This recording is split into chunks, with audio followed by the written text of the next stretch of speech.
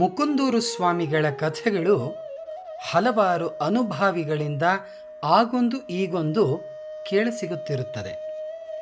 ಅವರ ಮಾತು ಬಹಳ ಮಾರ್ಮಿಕವಾಗಿರುತ್ತದೆ. ಜಾನಪದ ಶೈಲಿಯ ಅವರ ಮಾತುಗಳು ಯಾವ ವೇದಶಾಸ್ತ್ರ ತತ್ವಬೋಧೆಗಳಿಗಿಂತಲೂ ಕಡಿಮೆ ಇರೋದಿಲ್ಲ.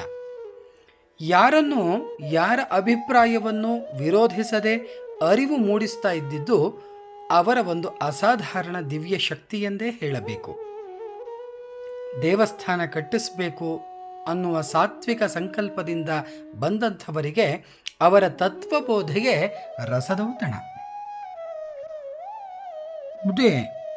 ಬುದ್ಧಿ ಯಾರೋ ಬಂದಿದ್ದಾರೆ, ದೇವಸ್ಥಾನ ಕಟ್ಟಿಸ್ತವ್ರಂತೆ, ದೇಣಿಗೆ ಬೇಕಂತೆ. ಹೌದಾ? ಈ ಬಿಗ್ನಾಸಿ ತಾವು ಏನೈತೆ ಅಂತ ಬಂದವನೇ? ನಮಗೇನಾರು ಉಳ್ಕೊಳಕ್ಕಲ್ಲಿ ಒಸಿ ಜಾಗಗೀಗ ಕೊಟ್ಟಾರೇನೋ? ಒಳಗೆ ಕಲ್ಸು, ಮಾತಾಡಲಿ. ಸ್ವಾಮಿ ಒಳಗೆ ಬನ್ನಿ, ಬುದ್ಧಿಯವರು ಕರಿತವ್ರೆ. ಒಳಗೆ ಬಂದವರೊಬ್ಬರು ಮುಕುಂದೂರು ಸ್ವಾಮಿಗಳಿಗೆ ನಮಸ್ಕಾರ ಮಾಡಿ ಕಾಲಿನ ಹತ್ರ ಕೂತ್ಕೊಂಡು ಕೇಳ್ತಾರೆ. ಬುದ್ಧಿ, ಒಂದು ದೇವಸ್ಥಾನ ಕಟ್ಟಿಸ್ಬೇಕು ಅಂತ ಸಂಕಲ್ಪ ಮಾಡಿದ್ದೀನಿ.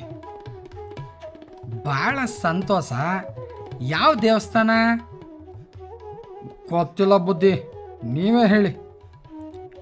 ಅದಪ್ಪ ವರ್ಷೆ ಅಂದರೆ ನಂದೇ ಕಟ್ಸು, ಆದರೆ ನಿಂಗೇನು ಗಿಟ್ಟಕ್ಕಿಲ್ಲ. ಹಂಗಲ್ಲ ಸ್ವಾಮಿ, ಈಗಾಗಲೇ ನಮ್ಮೂರ್ನಾಗೆ ಮಾರಮ್ಮ, ಈಶ್ವರ, ವೆಂಕಟೇಶ್ವರ, ಹನುಮಂತ ಎಲ್ಲ ದೇವಸ್ಥಾನಗಳಿವೆ. ಅದಕ್ಕೆ ಬೇರೆ ಯಾವುದಾದ್ರೂ ದೇವಸ್ಥಾನ ಕಟ್ಸೋಣ ಅಂತ. ಅಬ್ಬಬ್ಬಾ, ಏನೈನಾತಿ ಸಂಕಲ್ಪ ನಿಂದು? ಹಂಗಲ್ಲ ಸ್ವಾಮಿ, ಏನೋ 4 ಜನಕ್ಕೆ ಒಳ್ಳೇದಾಗಲಿ ಅಂತ. ಈಗಿರೋ ದ್ಯಾವ್ಗಳು ಒಳ್ಳೇದು ಮಾಡಿಸೋದಿಲ್ವಾ ಅಂತನಾ?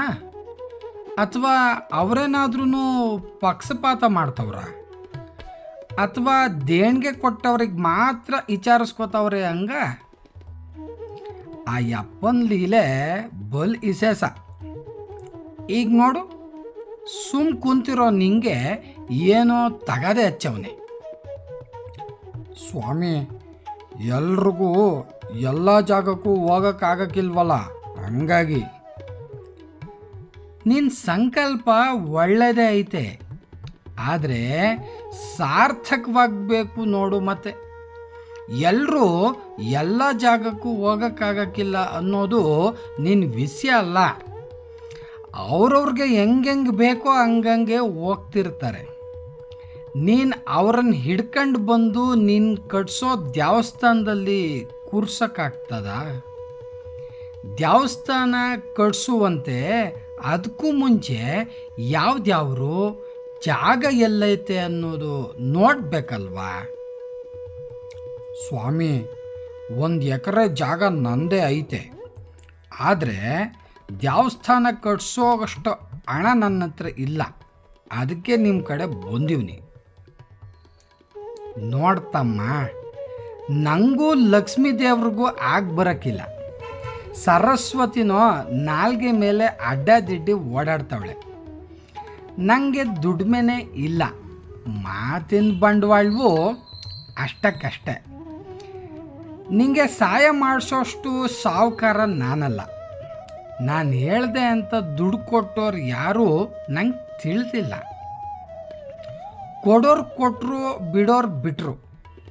ನಿನ್ನ ಸಂಕಲ್ಪ ಅಲ್ಲಿವರೆಗೂ ಗಟ್ಟಿಗೆ ಇಟ್ಕೊಳಕ್ಕಾಯ್ತದ ಅನ್ನೋದೇ ಯೋಚನೆ ಮಾಡಬೇಕು. ನನ್ನ ಹೆಸರು ಹೇಳಿ ದುಡ್ಡು ಕೊಟ್ಟರು ಅಂತಲೇ ಇಟ್ಕೋ. ನಾಳೆ ಅಲ್ಲೇ ನಂಗೆ ಮಠನೂ ಕಟ್ಟಿ ನನಗೂ ಅಲ್ಲೇ ಬಂದಿರು ಅಂತಾನೆ. ನಮ್ಗಳಿಗೆ ಈ ಮಠ ಗೀಟ ಎಲ್ಲ ಬರೋಕ್ಕಿಲ್ಲ. ಯಾವುದಾದ್ರೂ ಜಗ್ಲಿನೇ ನಮಗೆ ಸಾಕು.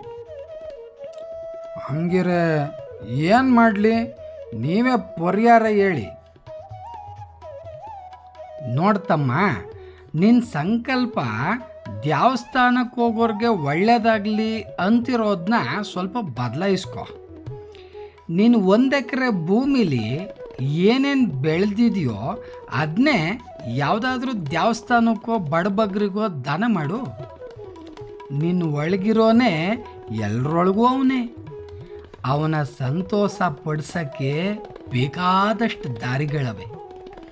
ಹಿಂದೆ ದೇವಸ್ಥಾನಗಳು ಬಡಬಗ್ರಿಗೆ, ವ್ಯವಸಾಯ ಭೂಮಿ ಇಲ್ದೋರ್ಗೆ, ನಿರಾಶ್ರಿತರಿಗೆ, ಯಾತ್ರಿಗಳಿಗೆ ಅನುಕೂಲ ಆಗಲಿ ಅಂತ ಕಟ್ಟಿಸ್ತಿದ್ರು. ಈಗ ಹಂಗಾಗಲ್ಲ. ಹೆಚ್ಚು ಕಡಿಮೆ ಎಲ್ಲ ವ್ಯಾಪಾರದ ಸ್ಥಾನಗಳಾಗವೆ. ದೇವಸ್ಥಾನದ ತಾವೋಗಿ ನೀನು ಬೆಳೆದ ಬೆಳೆಲೆ ಪ್ರಸಾದ ಮಾಡಂಚು. ದೇವರು ಸಂತೋಷ ಪಡ್ತಾನೆ. ಬಡವರು ನಿನಗೆ ಒಳ್ಳೇದಾಗಲಿ ಅಂತ ಆ ದೇವ್ರನ್ನೇ ಬೇಡ್ಕೋತಾರೆ. ಎಷ್ಟು ಹೇಳ್ಬೋದಪ್ಪ, ಮಿಕ್ಕಿದ್ದು ನನಗೇನು ತಿಳಿವಲ್ದು. ಬುದ್ಧಿಯೋರ, ನೀವು ಹೇಳಿದ್ದು ನಂಗೆ ನಾಡ್ತು, ಹಂಗೆ ಮಾಡ್ತೀನಿ.